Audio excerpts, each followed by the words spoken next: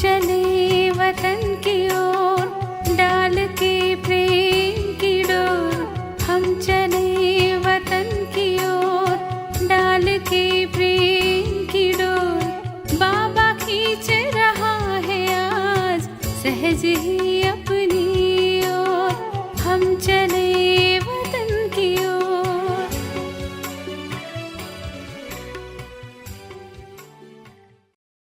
ஓம் சாந்தி.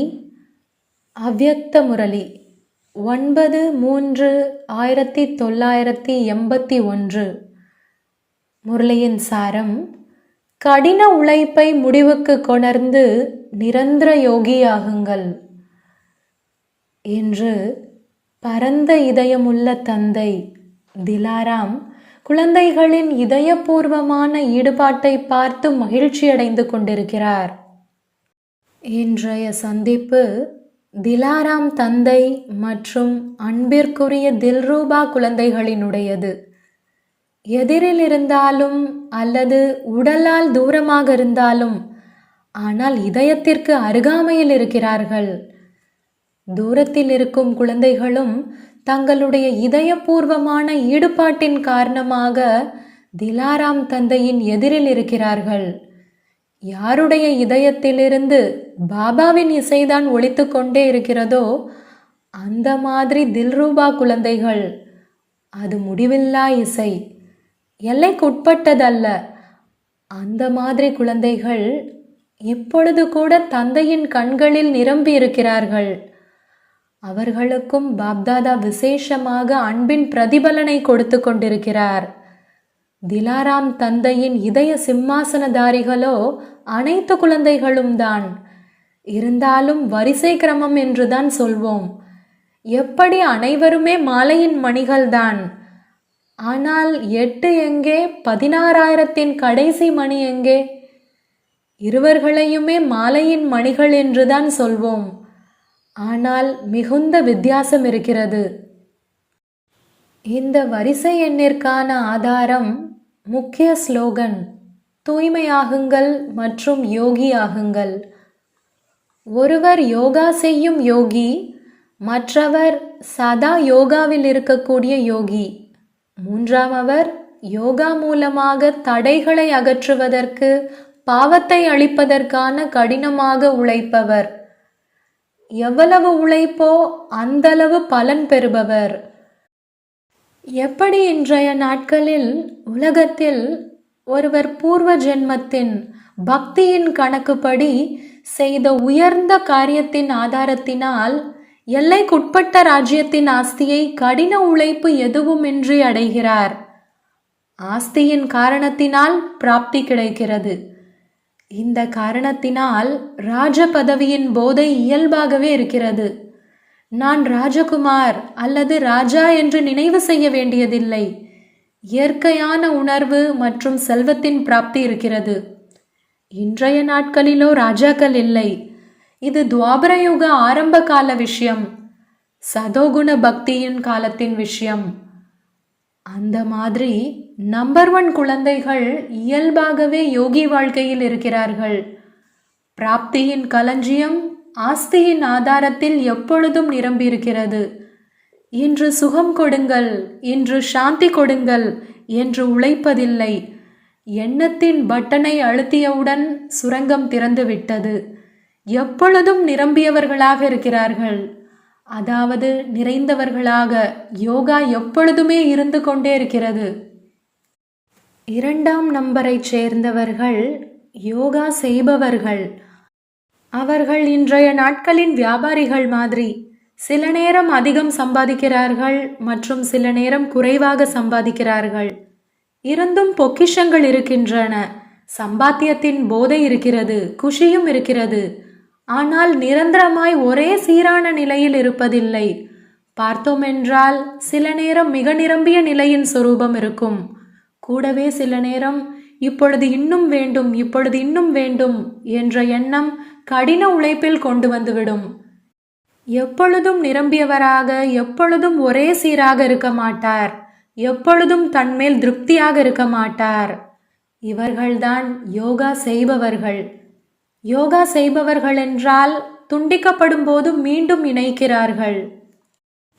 மூன்றாமவர் எப்படி இன்றைய நாட்களின் வேலை செய்பவர்கள் சம்பாதித்தோம் சாப்பிட்டோம் என்கிற நிலை. எவ்வளவு சம்பாதித்தார்களோ அந்தளவு சௌகரியமாக அருந்தினார்கள். ஆனால் கையிருப்பு சேமிப்பாகாது. எனவே எப்பொழுதும் குஷியில் நடனமாடுபவர்களாக இருக்க மாட்டார். கடின உழைப்பின் காரணமாக சில நேரம் மனமுடைந்து போவோராகவும் சில நேரம் மனதால் குஷியடைபவராகவும் இருப்பார்கள். அந்த மாதிரி 3 விதமான குழந்தைகள் இருக்கிறார்கள். அனைவருக்கும் ஆஸ்தியாக அனைத்து பிராப்திகளின் பொக்கிஷம் கிடைத்திருக்கிறது. நீங்கள் அதிகாரிகள், இயற்கையான யோகி, இயற்கையான சுயராஜ்ய அதிகாரி ஆவீர்கள். குழந்தையாக இருப்பவரிலிருந்து தந்தையின் பொக்கிஷத்தின் அதிகாரி ஆகுபவர்கள். அப்படியென்றால் இந்தளவு கடின உழைப்பு ஏன் செய்கிறீர்கள்? மாஸ்டர் படைப்பவர் வேலைக்காரனுக்கு சமமாக கடினமாக உழைப்பதா? இது ஏன்? 200 ரூபாய் சம்பாதிக்கிறார்கள் மற்றும் 200 ரூபாயை சாப்பிடுகிறார்கள். 2000 சம்பாதிக்கிறார்கள் மற்றும் 2000 சாப்பிடுகிறார்கள். அப்படி 2 மணி நேரம் யோகா செய்கிறார்கள் மற்றும் 2 மணி நேரம் அதற்கான பலனை பெறுகிறார்கள். இன்று 6 மணி நேரம் யோகா செய்தேன், இன்று 4 மணி நேரம் யோகா செய்தேன் என்ற இது ஏன்? வாரிசு ஒரு பொழுதும் 2 நாட்களுக்கான ராஜா, 4 நாட்களுக்கான ராஜா என்று சொல்வதில்லை. எப்பொழுதும் தந்தையின் குழந்தைகள், எப்பொழுதும் பொக்கிஷத்தின் அதிபதிகள். கூறுவது தந்தை, ஆனால் செய்வது நினைவின் கடின உழைப்பு. 2 விஷயங்களும் ஒன்று இன்னொன்றுக்கு விபரீதமானது. எனவே நான் ஒரு சிரேஷ்ட ஆத்மா, குழந்தையாக இருப்பவன் அதிபதி ஆகுபவன் என்ற இந்த ஸ்லோகனை எப்பொழுதும் நினைவில் வையுங்கள். அனைத்து பொக்கிஷங்களின் அதிகாரி ஆவேன், இழந்தேன் அடைந்தேன், இழந்தேன் அடைந்தேன் என்ற இந்த விளையாட்டை செய்யாதீர்கள். என்ன அடைய வேண்டுமோ அதை அடைந்தாகிவிட்டது. பிறகு ஏன் இழக்க வேண்டும் மற்றும் ஏன் அடைய வேண்டும்? இல்லையென்றால் இந்த பாடலை மாற்றுங்கள். அடைந்து கொண்டிருக்கிறேன், அடைந்து கொண்டிருக்கிறேன் என்ற இது அதிகாரியின் வார்த்தைகள் அல்ல. நீங்கள் சம்பன்னமான தந்தையின் குழந்தைகள், கடலின் குழந்தைகள் ஆவீர்கள். இப்பொழுது என்ன செய்வீர்கள்? நிரந்தர யோகியாகுங்கள். நான் யார்? நான் தான் பிராமணன், தேவதையாகுபவன், மற்றும் நான் சத்திரியனிலிருந்து தேவதையாகுபவன். குழந்தைகளின் கடின உழைப்பை பார்த்து தந்தைக்கு இரக்கம் வருகிறது. ராஜாவின் குழந்தைகள் வேலை செய்வதா? இது அழகாக இருக்கிறதா? அனைவரும் எஜமானன் ஆகுங்கள். இன்றோ பார்ட்டிகளுடன் மட்டும்தான் சந்திக்க வேண்டும். ஆனால் முரளி ஏன் கூறப்பட்டது? இதற்கும் ரகசியம் இருக்கிறது. இன்று அதிக மகாவீர் குழந்தைகள் பாப்தாதாவை ஈர்த்து கொண்டிருக்கிறார்கள். இன்று பாப்தாதா அவர்களை முன்னுக்கு வைத்து முரளி கூறிக்கொண்டிருக்கிறார். பாபா மற்றும் வெளிநாட்டின் அதிகமான மகாவீர் குழந்தைகள் நினைவு செய்து கொண்டிருக்கிறார்கள். பாப்தாதாவும் அந்த மாதிரி சேவாதாரி, கட்டளைப்படி நடக்கும் இயல்பான யோகி குழந்தைகளுக்கு விசேஷ நினைவை கொடுத்து கொண்டிருக்கிறார். மதுபன் நிவாசி மற்றும் வெளிநாட்டு குழந்தைகள் யார் மிக அன்புடன் சாதகப் பறவையாகி முரளி கேட்பதற்கு எப்பொழுதும் அபிலாஷை உள்ளவர்களாக இருக்கிறார்களோ அந்த மாதிரி சேவைக்கு தகுதியான, அன்பு நிறைந்த, அன்பிலேயே மூழ்கியிருக்கும் குழந்தைகளுக்கும் பாப்தாதா விசேஷமாக அன்பு நினைவுகளை கொடுத்து கொண்டிருக்கிறார். மதுபன் நிவாசி மற்றும் யாரெல்லாம் கீழே அமர்ந்திருக்கிறார்கள், ஆனால் பாப்தாதாவின் கண்களின் எதிரிலேயே இருக்கிறார்கள், அந்த மாதிரி கலைப்பற்ற சேவாதாரி குழந்தைகளுக்கு விசேஷ அன்பு நினைவுகள். கூடவே எதிரில் அமர்ந்திருக்கும் அதிர்ஷ்ட நட்சத்திரங்களுக்கும் விசேஷ அன்பு நினைவுகள் மற்றும் நமஸ்காரம். வங்காளம், பீகார், நேபாளம் மண்டலத்தைச் சேர்ந்த சகோதரிகளுடன் தனிப்பட்ட சந்திப்பு. முரளியையோ கேட்டீர்கள். இப்பொழுது கேட்ட பிறகு சொரூபத்தில் கொண்டு வர வேண்டும். ஒன்று நினைவில் கொண்டு வருவது மற்றும் இன்னொன்று சொரூபத்தில் கொண்டு வருவது. என்னென்ன கேட்டீர்களோ அவை அனைத்தையும் நினைவிலேயே கொண்டு வருகிறீர்கள். அஞ்ஞானிகள் கூட கேட்டதை நினைவு செய்கிறார்கள். ஆனால் ஞானத்தின் அர்த்தமே சொரூபத்தில் கொண்டு வருவது. அப்படியானால் இந்த விஷயத்தை சொரூபத்தில் கொண்டு வருவீர்கள். குழந்தையாக இருப்பவரிலிருந்து எஜமானன், இதைத்தான் சொரூபத்தில் கொண்டு வர வேண்டும். முயற்சி செய்வதின் கூடவே பிராப்தியின் அனுபவம் இருக்கட்டும். இப்பொழுதும் முயற்சி செய்பவர்கள் பிராப்தி எதிர்காலத்தில் கிடைக்கும் என்று அப்படியில்லை. சங்கமயுகத்தின் விசேஷமே இந்த நேரம் முயற்சி செய்வது, உடனே அடுத்த நேரம் பிரத்யக்ஷ பலன். இந்த நேரம் நினைவு சொரூபம், உடனே அடுத்த நேரம் பிராப்தியின் அனுபவம். எதிர்காலத்தின் உத்தரவாதமும் இருக்கிறது. ஆனால் எதிர்காலத்தையும் விட உயர்ந்த பாக்கியம் இந்த நேரத்திற்கானது. இந்த நேரத்தின் ஆஸ்தியையோ அடைந்திருக்கிறீர்கள் தான் இல்லையா? அடைந்து விட்டீர்களா அல்லது அடைய வேண்டுமா? ஒருவேளை அடைந்து விட்டீர்கள் என்றால் பிறகு அமிர்த வேளையில் முறையீடு செய்ய மாட்டீர்கள். ஒன்று நினைவு இருக்கும் அல்லது முறையீடு இருக்கும். எங்கு நினைவு இருக்கிறதோ அங்கு முறையீடு இருக்காது. மேலும் எங்கு முறையீடு இருக்கிறதோ அங்கு நினைவு இருக்காது. அப்படியானால் முறையீடுகள் முடிவடைந்து விட்டனவா? கேள்விக்குறி அகன்று விட்டதா? முறையீட்டில் இருப்பதே கேள்விக்குறி மற்றும் நினைவில் இருப்பது முற்றுப்புள்ளி, அதாவது புள்ளி, சூன்யம். புள்ளி சுரூபமாகி புள்ளியை நினைவு செய்ய வேண்டும். தந்தையும் புள்ளி, நீங்களும் புள்ளி. அப்படி பரிவர்த்தன பூமியில், அதாவது மதுபனில் வந்து ஏதாவது விசேஷ பரிவர்த்தனை அவசியம் செய்ய வேண்டும். இப்பொழுது முறையீடுகளை விட்டுவிட்டு இயல்பான யோகியாகி செல்ல வேண்டும். முறையீட்டில் குழப்பம் இருக்கும், குஷி இருக்காது. அப்படி தந்தையிடமிருந்து குஷியின் பொக்கிஷத்தை பெற வேண்டும், குழப்பத்தை அல்ல. குழப்பமோ குடும்ப தந்தையின் பொக்கிஷமாக இருந்தது. இப்பொழுது அதுவோ அழிந்து விட்டது. குடும்ப உறவுகள் முடிந்துவிட்டன என்றால் முறையீடுகள் முடிந்துவிட்டன. ஆன்மீக தந்தை மற்றும் ஆன்மீக ஆஸ்தி, அப்படி முறையீடுகளின் பட்டியல் முடிவடைந்து விட்டனதான் இல்லையா? கிழித்து எறிந்து விட்டீர்களா? ஒருவேளை அழித்திருந்தால் கூட எழுதப்பட்டிருந்தது என்று கூறுவார்கள்.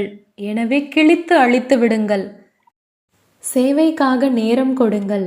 எதுவரை நீங்கள் தயாராகவில்லையோ அதுவரை ராஜ்யம் வருவதில் தாமதமாகிறது. கால சேவைக்கான ஏதாவது புதிய திட்டத்தை உருவாக்கியிருக்கிறீர்களா? மகா யஜ்யத்திலேயோ அனைவரும் சேவை செய்தீர்கள் இல்லையா? பிராமணர்களின் கூட்டம் கூடுவது, ஆஜராவதே சேவைதான். இது ஒன்றும் குறைந்த விஷயமில்லை. சரியான நேரத்தில் ஆஜராவது, எவரடியாவது, சகித்து கொள்ளும் சக்தியை கடைபிடிக்க வேண்டும் என்ற லட்சியம் வைப்பது, இவைகளும் பதிவேட்டில் சேமிப்பாகின்றன. பின்பு இறுதி முடிவோடு இதன் தொடர்பு இருக்கிறது. எப்படி இன்றைய நாட்களில் 3 மாதங்கள் 6 மாதங்களில் பரீட்சை வைக்கிறார்கள். பிறகு அனைத்து பரீட்சைகளின் மதிப்பெண்களை இறுதியில் ஒன்றாக சேர்த்து முடிவை வெளியிடுகிறார்கள். அப்படி என்னென்ன பிராமணர்களின் உயர்ந்த காரியம் நடக்கிறதோ அவற்றில் சகயோகியாவது, இதற்கும் மதிப்பெண்கள் இருக்கிறது. அந்த மதிப்பெண்கள் உண்டு. முடிவிற்காக சேமிப்பாகிவிட்டது. சகித்து கொண்டீர்கள். உடல், மனம், பணத்தை ஈடுபடுத்தினீர்கள் என்றால் அடைந்தீர்கள். டைரக்ஷனுக்கு ஏற்றபடி செய்தீர்கள். இதற்கும் மதிப்பெண்கள் சேமிப்பாகிறது. மகா யஜ்யத்தில் வந்தீர்கள் மட்டும் என்று அப்படி இல்லை. ஆனால் இறுதி முடிவிற்கான மதிப்பெண்கள் சேமிப்பாகின. அப்படியானால் சேவையாக ஆனதில்லையா? செய்தியை நாலாபுறங்களிலும் பலமாக ஒலிக்க வைப்பதும் சேவையின் ஒரு பாடமாகும். சேவையின் அநேக சொரூபங்கள் இருக்கின்றன. அப்படி இந்த மாதிரி ஒன்றாக கூடி கூட்டமாக செய்தியை நாலாபுறங்களிலும் மிக சப்தமாக ஒலிக்கச் செய்வதும் சேவையாகும். பரிவாரத்தை பார்த்து குஷி ஏற்பட்டதுதான் இல்லையா? எத்தனை சகோதர சகோதரிகளை பார்த்தீர்கள்? இவ்வளவு பெரிய குடும்பம் ஒரு பொழுதும் எந்த யுகத்திலும் யாருக்கும் இருப்பதில்லை. இதுவோ ஒரு எடுத்துக்காட்டாக இருந்தது. முழு பரிவாரமும் இல்லைதான் இல்லையா? முழு பரிவாரத்தையும் ஒன்றாக கூட்டினோம் என்றால் முழுமையான டெல்லியை நம்முடையதாக ஆக்க வேண்டியதாக இருக்கும். அபுவில் ஒன்றாக கூட்டினோம் என்றால் அபுரோடு வரை நம்முடையதாக ஆக்க வேண்டியதாக இருக்கும். எங்களுடைய வீட்டிற்கு வாருங்கள் என்று அனைவருமே வரவேற்கும் அந்த நாளும் வரும். கல்கத்தாவில் உள்ள விக்டோரியா மைதானத்தை தயார் செய்து உங்களுக்கு கொடுப்பார்கள். வாருங்கள், வரவேற்கிறோம் என்று கூறுவார்கள். மெதுமெதுவாக இந்த செய்தி பரவும். இப்பொழுதோ இவர்கள் ஒன்றும் சாதாரணமானவர்கள் இல்லை என்று நினைக்கிறார்கள் இல்லையா? பிரம்மா பாபா அவ்யக்தமான பிறகு இவ்வளவு பெரிய கூட்டத்தை பார்த்து பலியாகி விடுகிறார்கள். மற்ற இடங்களில் உள்ள இயக்கங்கள் உடைந்து விடுகின்றன. இங்கு வளர்கிறது.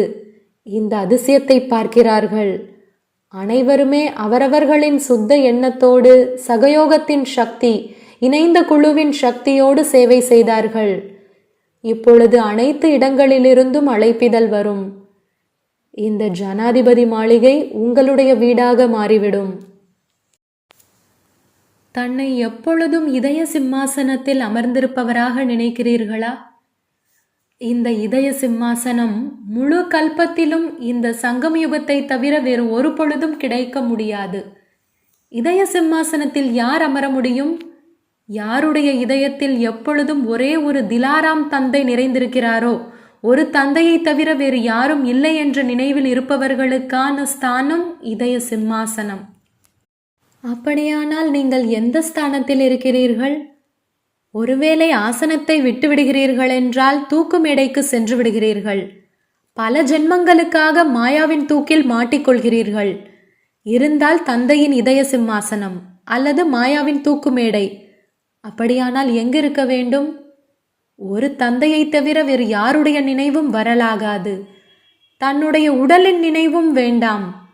ஒருவேளை உடலின் நினைவு வந்ததென்றால் உடலோடு சேர்த்து உடலின் உறவுகள், பொருட்கள், உலகம் அனைத்தும் ஒன்றிற்கு பின்னால் ஒன்றாக வந்துவிடும்.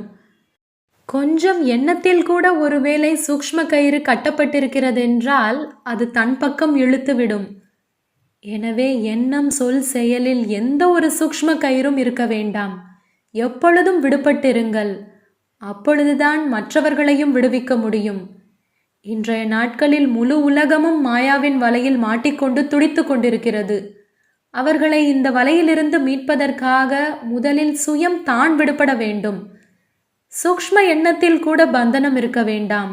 எந்தளவு பந்தனமற்றவராக இருப்பீர்களோ அந்தளவு தன்னுடைய உயர்ந்த நிலையில் நிலைத்திருக்க முடியும். பந்தனம் இருந்ததென்றால் உயர்வாக இருக்க விரும்பினால் கூட கீழே வந்து விடுவீர்கள். நீங்கள் அனைவரும் உங்களை இந்த உலகத்திற்குள் அனைத்து ஆத்மாக்களிலிருந்தும் தேர்ந்தெடுக்கப்பட்ட உயர்ந்த ஆத்மாக்கள் என்று நினைக்கிறீர்களா? சுயம் தந்தை என்னை தன்னுடையவராக ஆக்கியிருக்கிறார் என்று நினைக்கிறீர்களா? முழு உலகத்திலிருந்து தந்தை எவ்வளவு குறைந்த ஆத்மாக்களை தேர்ந்தெடுத்திருக்கிறார். மேலும் அவர்களில் நான் உயர்ந்த ஆத்மா ஆவேன். இந்த எண்ணம் வைத்த உடனேயே என்ன அனுபவமாகும்? இந்திரியங்களுக்கு அப்பாற்பட்ட சுகத்தின் பிராப்தி ஏற்படும். அந்த மாதிரி அனுபவம் செய்கிறீர்களா? இந்திரியங்களுக்கு அப்பாற்பட்ட சுகத்தின் அனுபவமாகிறதா அல்லது கேட்டு மட்டும் இருக்கிறீர்களா?